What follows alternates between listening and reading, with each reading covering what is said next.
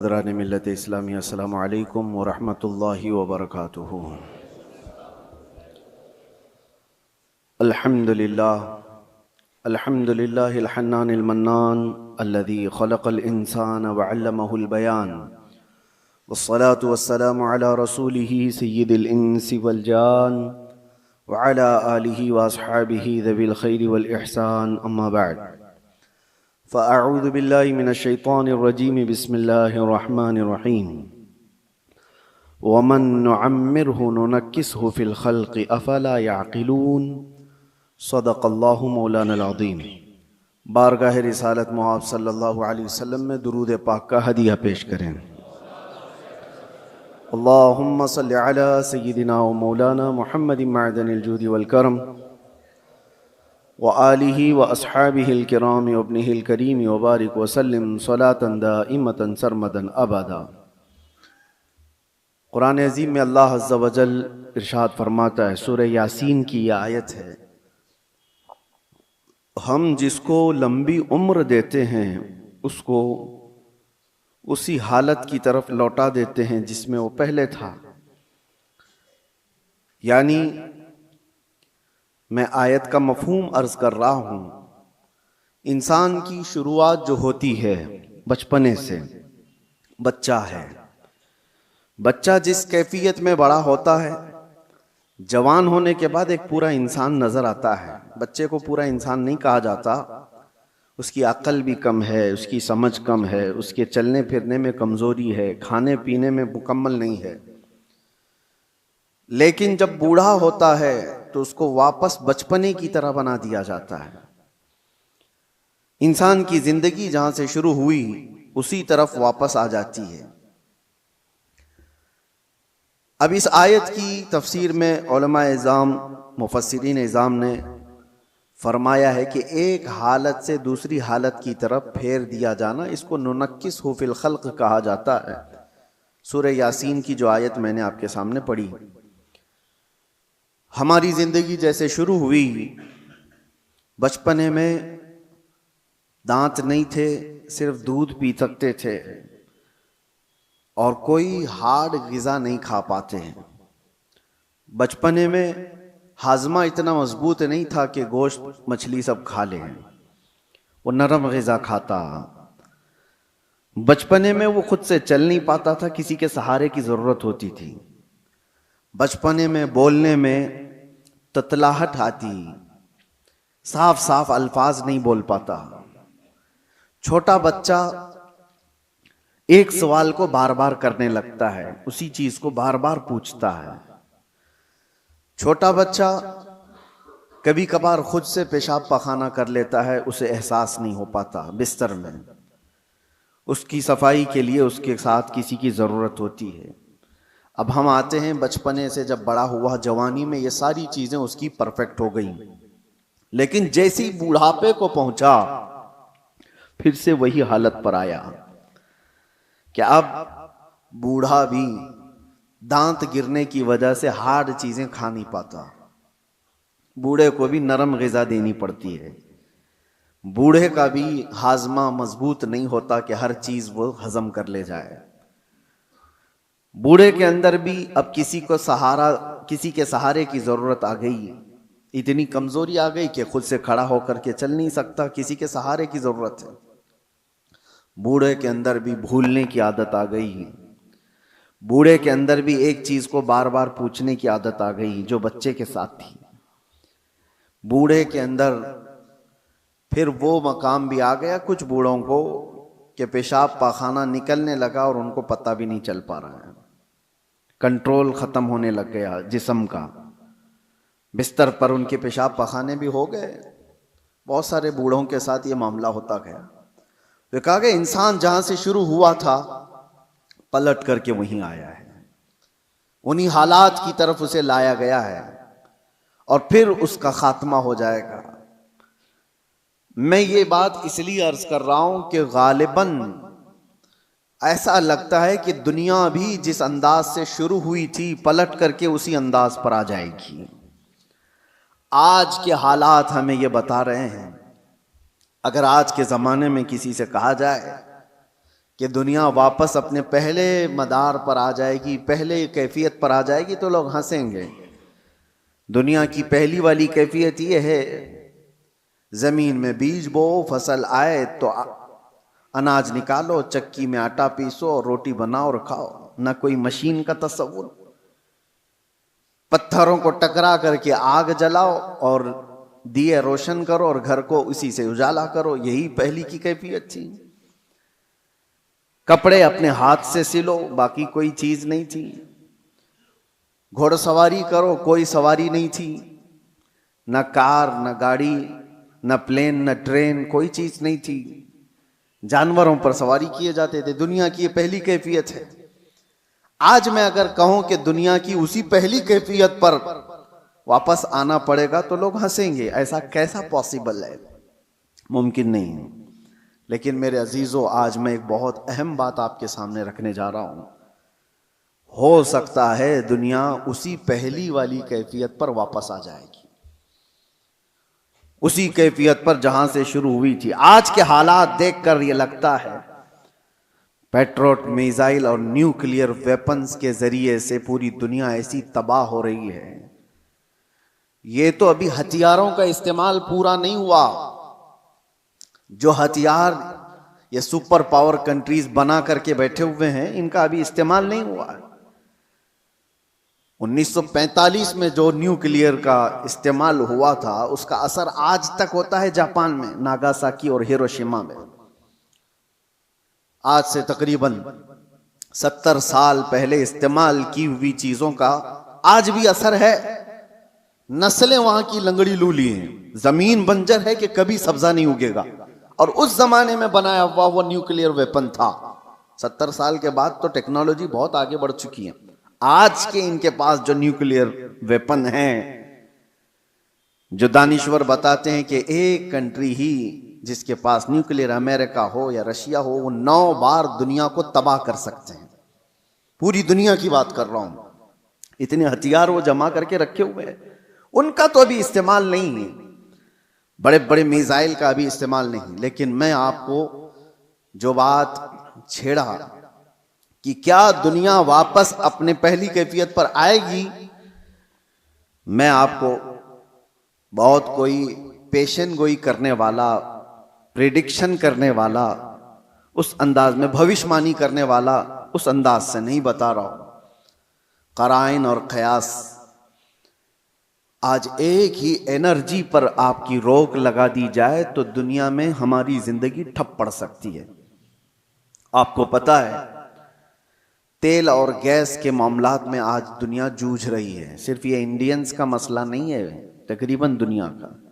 और आपको अंदाजा होना चाहिए, ये जो जंग चल रही है अमेरिका, ईरान, इजराइल के बीच में, सबको खबर है। तकरीबन आज इंटरनेट से सब लगे हुए हैं और खबरें लेते रहते हैं।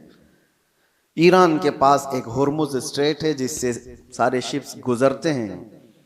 दुनिया वहां से अपने तेल और गैस और फर्टिलाइजर की खपत करती है, लेती है, देती है।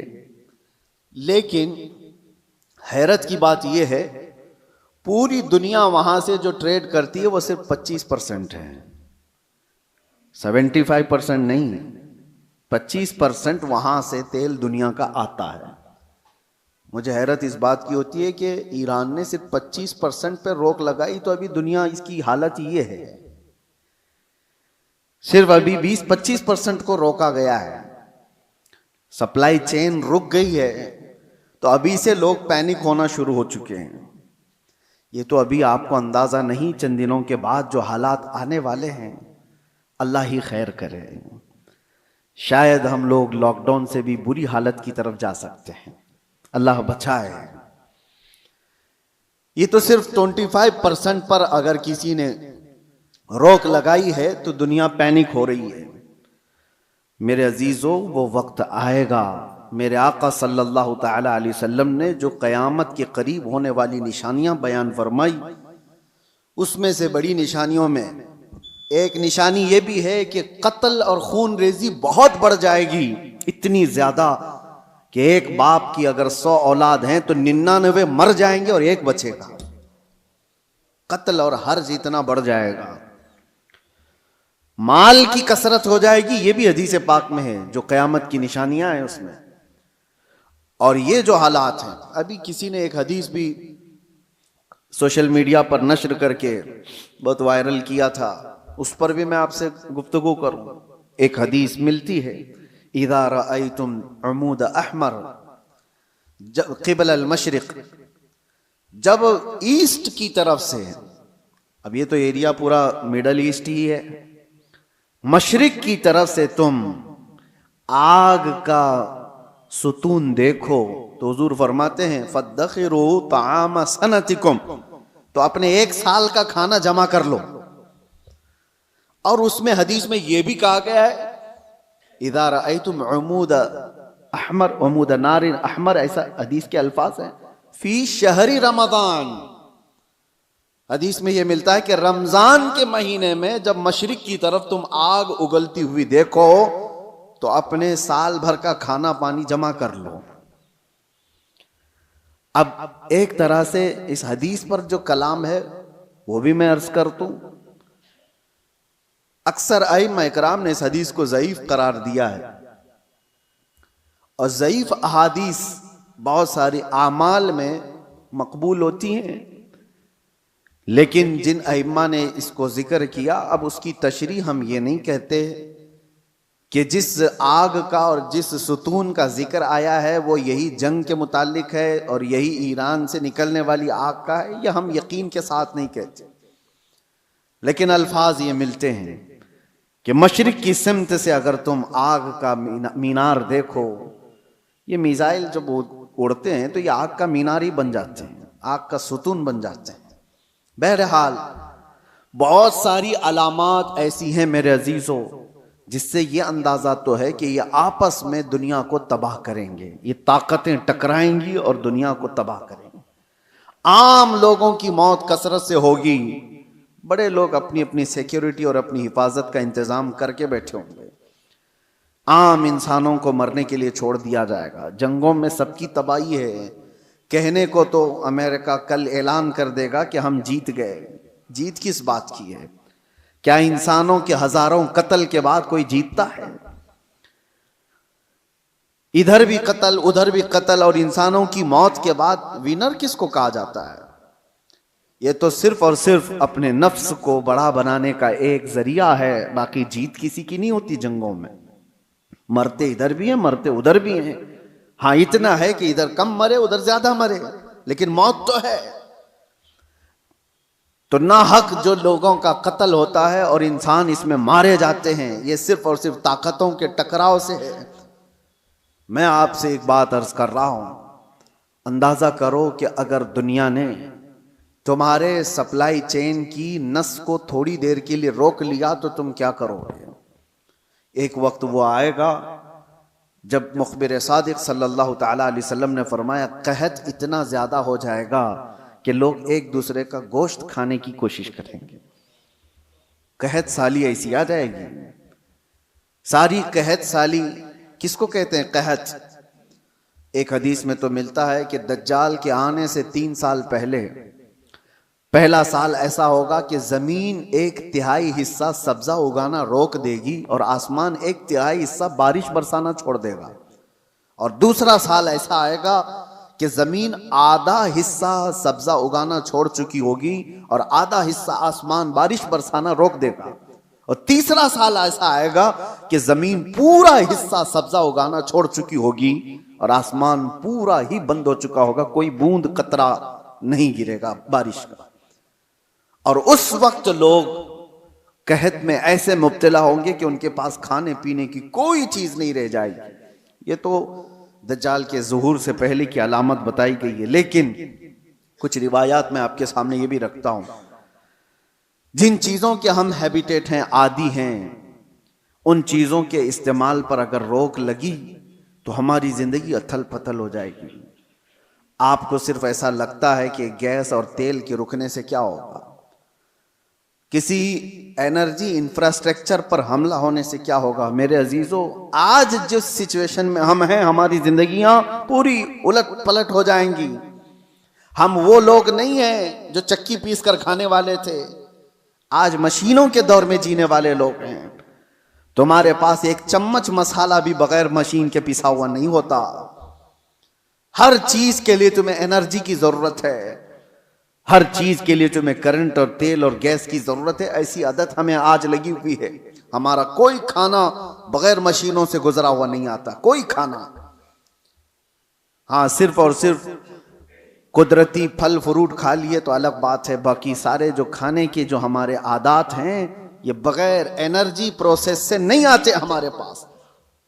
कल को जब ये सवारियां रुक जाएंगी, जब ये नकल हमल एक जगह से दूसरी जगह जाने के ट्रांसपोर्ट और कम्युनिकेशन सब रुक जाएगा, तो लोगों के अंदर का एक पागलपन बाहर आएगा। ये इब्तिदा है। दूसरी एक चीज, आज से तकरीबन 9 साल कबल मैंने एक बयान में अर्ज किया था, क्रिप्टो करेंसी का जो यहां पर दुनिया में रिवाज लाने की कोशिश की जा रही है, उससे क्या होने वाला है। एक बात मैं आपको बताऊं, अनकरीब ऐसे हालात आएंगे कि आपसे आपका माल और दौलत सब खत्म कर दिया जाएगा। आपके जेब में जो ये सिक्के और पैसे हैं, एक दिन ये सब निकल जाएंगे। वैसे भी अभी आधे से कम रह गए आपके पास। आपकी जो दौलत है वो सब आपके बैंकों में है और आप मोबाइल लेकर के घूमते हैं या एटीएम कार्ड लेके घूमते हैं। आपको बैंक ने सिर्फ इतना बताया, इतने डिजिट हैं आपके पास पैसे। आपको भी यकीन है 10 लाख रुपए आपने बैंक में जमा किए और 10 लाख का डिजिट आपको बैंक ने दे दिया आपके मोबाइल के मैसेज पर, और आपको यकीन है मेरे पास 10 लाख हैं।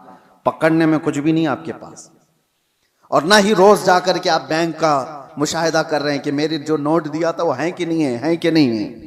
आपको उससे कोई मतलब नहीं। बैंकों ने आपको एक जमानत दे दी कि आपके इतने पैसे हमारे पास हैं। जमानत क्या है? सिर्फ मैसेज है, वो डिजिट है, वो नंबर्स हैं। उन्हीं नंबर्स पर दुनिया जी रही होगी। अभी ये रिवाज और बढ़ता जाएगा। आप जो कैरी करते थे सिक्के और नोट, वो भी खत्म कर दिए जाएंगे। कुछ नहीं होगा किसी के पास, और सारा ट्रांजैक्शन आपका जो चलता है वो इंटरनेट से चलता है। जिस दिन इंटरनेट को शट डाउन कर दिया जाएगा, सारे के सारे फकीर होंगे, किसी के पास कुछ नहीं होगा। उनके हाथों में ना कोई रकम होगी ना कोई पैसा होगा, क्योंकि सब कुछ उनको बताया गया था कि बैंक में इतने डिजिट हैं हमारे पास। इसकी क्या श्योरिटी है कि कभी इंटरनेट बंद नहीं होगा? इसकी क्या गारंटी है? मेरे अजीजों, इसीलिए पहले के दौर में लोग दिरहम और दीनार रखते थे। दिरहम और दीनार क्या होते हैं? दिरहम चांदी का सिक्का होता था और दीनार सोने का सिक्का होता था। हुकूमतें चाहे जितनी भी बदल जाएं, दीनार को आप मेल्ट करते तो सोने की वैल्यू हमेशा रहती, चांदी की वैल्यू हमेशा रहती। लेकिन यहूदियों ने दिरहम और दीनार को हटा करके करेंसी नोट लाए। कागज के टुकड़े जो आज हमारी जेब में हैं, 100 का है, 200 का है, 500 का है, 2000 का, जो भी नोट हैं, डॉलर हो कि यूरो हो कि पाउंड हो कि रुपया हो, सब कागज पे हैं। और इस कागज की वैल्यू सिर्फ इसलिए है कि गवर्नमेंट ने कहा है इसकी इतनी कीमत है। और जिस रात को ऐलान कर दे कि कल से ये नोट नहीं चलने वाली, वो सारे कचरे के भाव में भी नहीं जाते। वो कागज के टुकड़े हैं, रद्दी पेपर हो जाएंगे जिस दिन ऐलान हो जाए। और हो चुका हमारे यहां। तो एक बार रात में ऐलान हो गया कि 500 की नोट, 1000 की नोट बंद हो गई, खत्म हो गया। वो पेपर कहां है आज? या उस वक्त के 2016 से पहले के वो 500 1000 की नोट ले आओ, आपको पकड़ के ले जाएंगे लोग।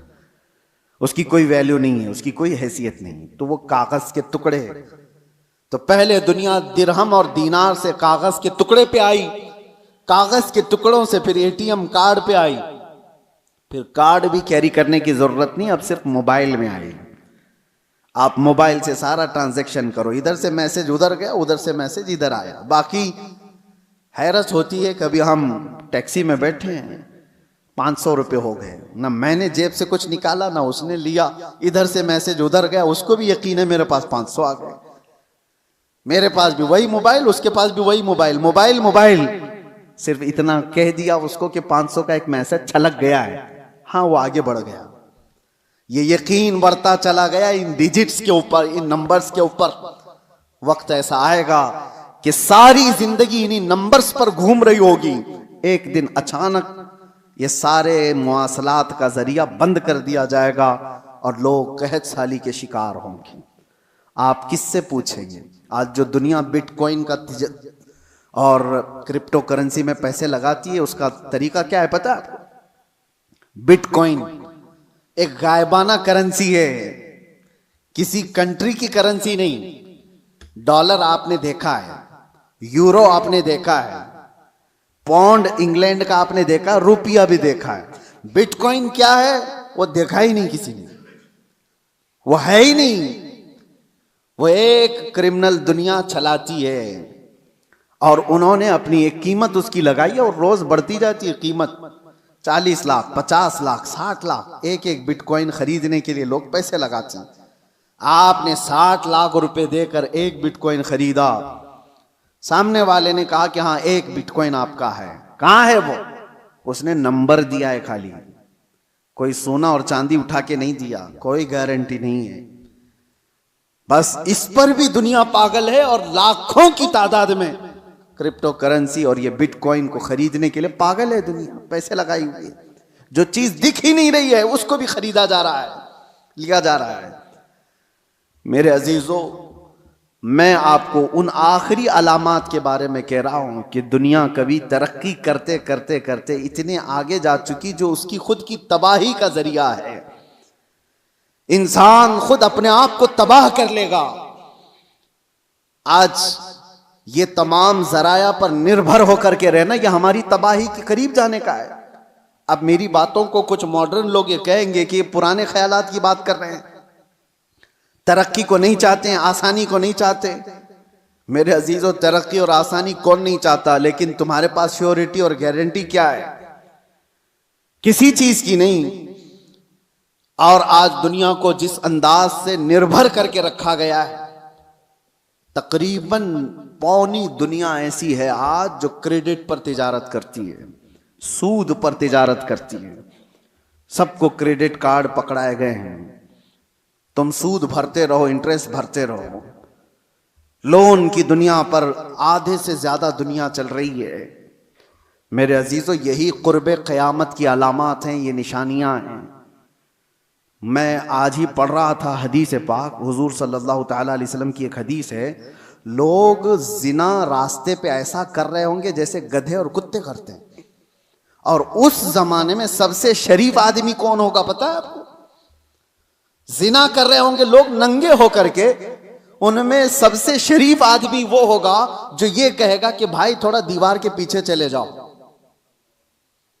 वो सिर्फ इतना कहने वाला उस जमाने का सबसे शरीफ आदमी होगा। जो गुनाह कर रहा है उनसे सिर्फ वो इतना कहेगा कि दीवार के पीछे चले जाओ, इतना कहने वाला उस जमाने का शरीफ आदमी होगा। वो जमाना करीब है मेरे अजीजों। और यहां तक कि ईमान वालों को लोग ताना मार रहे होंगे, इसको देखो ये मुसलमान है, इसको देखो, ऐसे ताना मार रहे होंगे जैसे चोरों को ताना मारा जाता है। ईमान पर जिंदा रहना और कायम रहना एक बड़ा मुश्किल हो जाएगा। आज आपके सामने मैं ये सारी बातें इसलिए रख रहा हूं कि हम कब्रस्तान की तरफ से गुजरेंगे तो ये एहसास करेंगे जो कब्र में सोया है वो कितना महफूज है, काश उसकी जगह मैं होता। हुजूर ने फरमाया, हदीस है ये, क़यामत के करीब तुम कब्रस्तान से गुजरोगे तो ये तमन्ना करोगे कि कब्र में सोया हुआ आदमी कितना अच्छा है कि वो मुझसे पहले दुनिया में फितनों से महफूज चला गया। आज ये सारे फितने वो नहीं देख रहा है।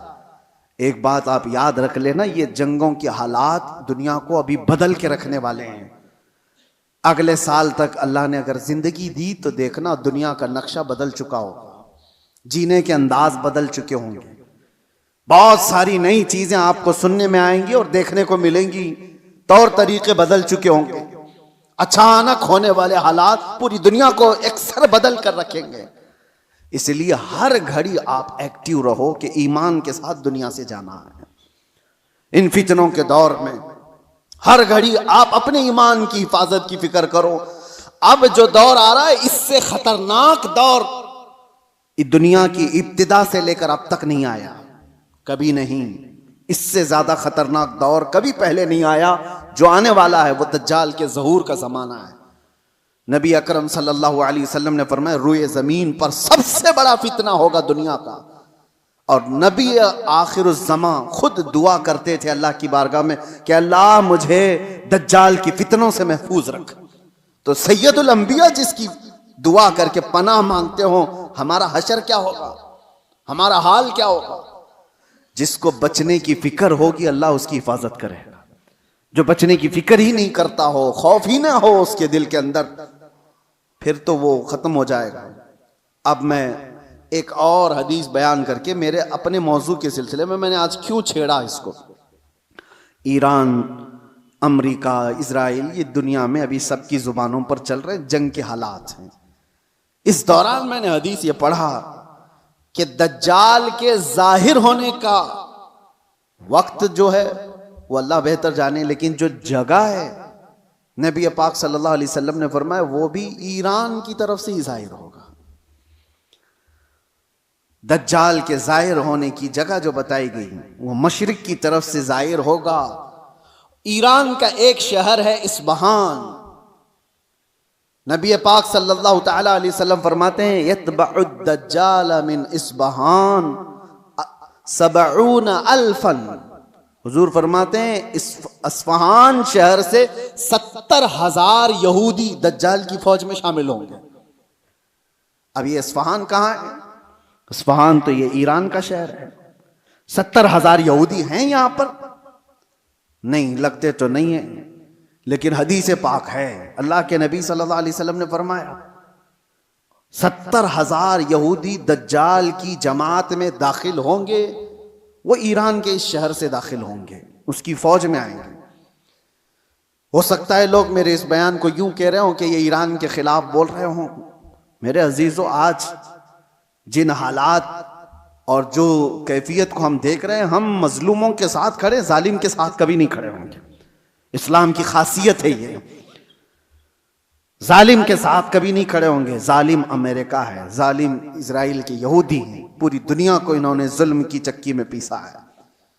लेकिन ईरान की जो कैफियत होगी, 70,000 यहूदी वहां से निकलेंगे और दज्जाल की जमात में आएंगे, तो इतना लगता है कि गालिबन ईरान पर यहूदियों का ऐसा कब्जा होगा, तभी तो वहां 70,000 यहूदी होंगे।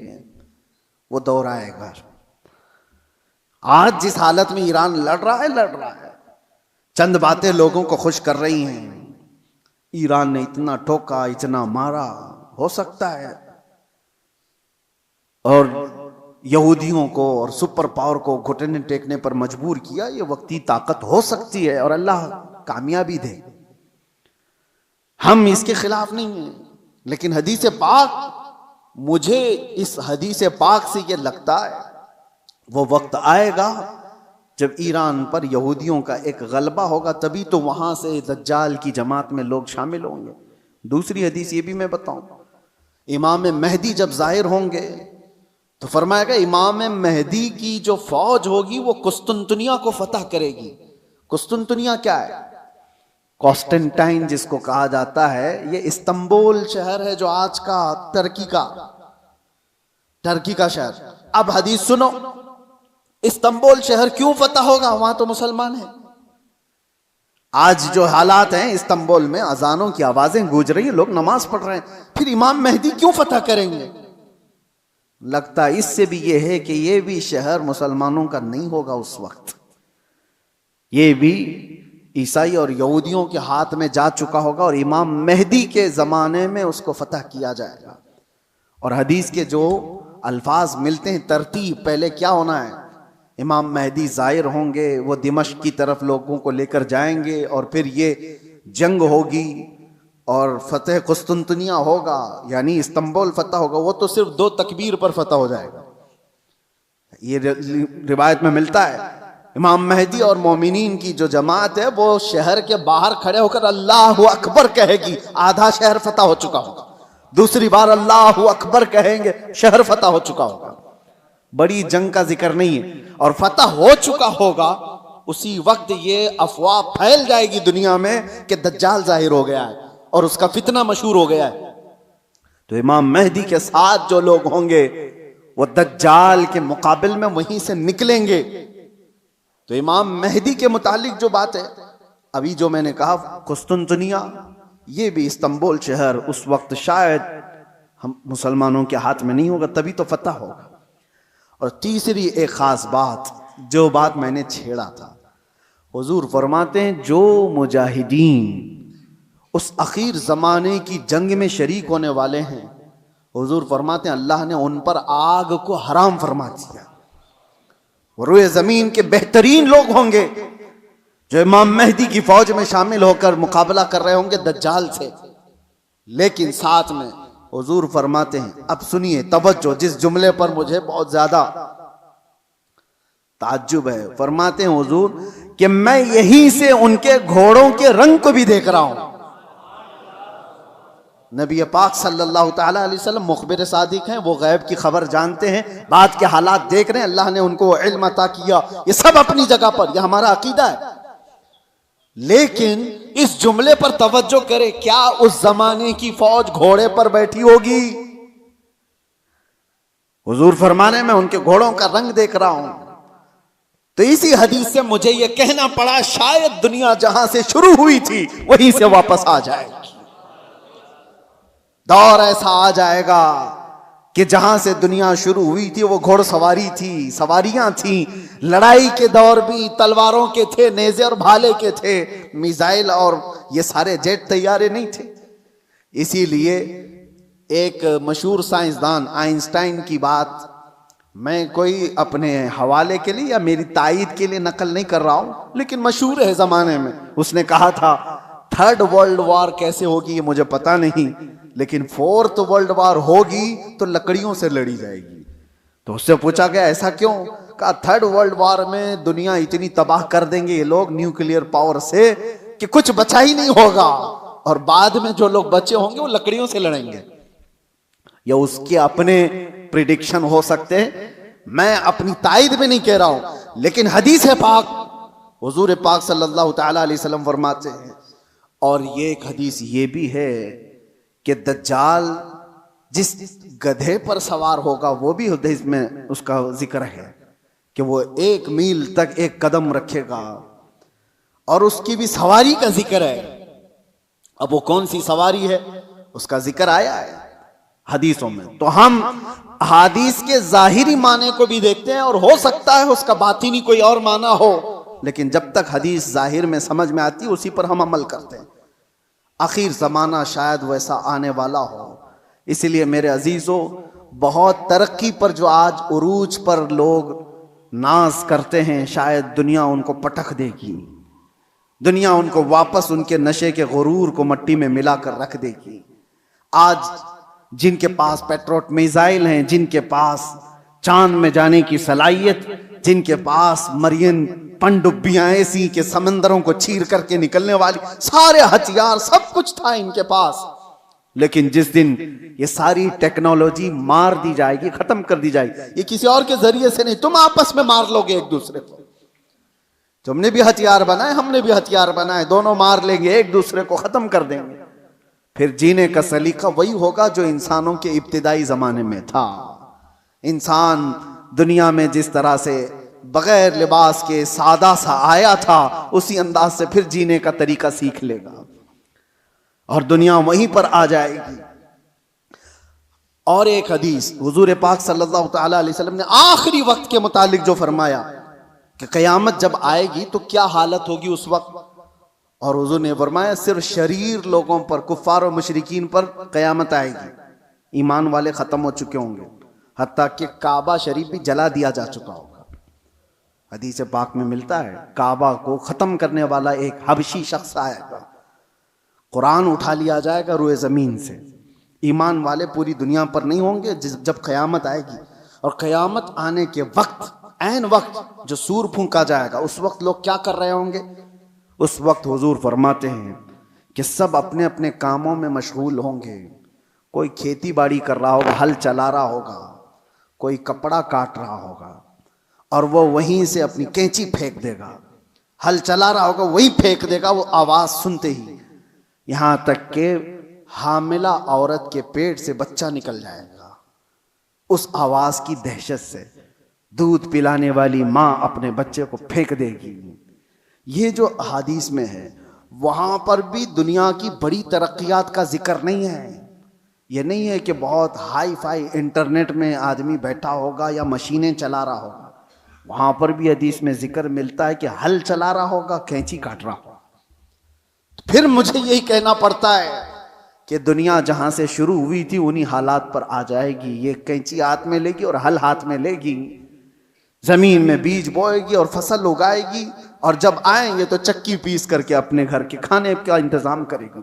बहरहाल जो भी हालात हैं, हम दुनिया के आखिरी वक्त पर आ चुके हैं।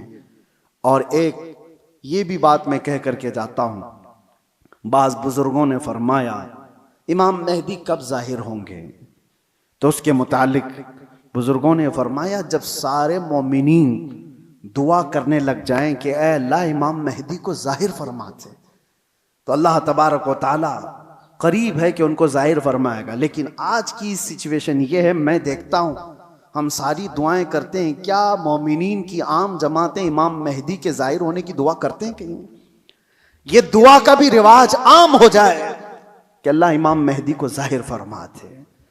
जब ये दुआ कसरत से होने लगी कि वो आ जाएंगे इमाम मेहदी के जाहिर होने की। और दूसरी हदीस ये भी है, यदहलुन नासु, हुजूर फरमाते हैं अन जिक्री दज्जाल, दज्जाल का जिक्र करना लोग छोड़ चुके होंगे, उलमा मिंबरों से बयान करना खत्म कर चुके होंगे, तब दज्जाल आएगा।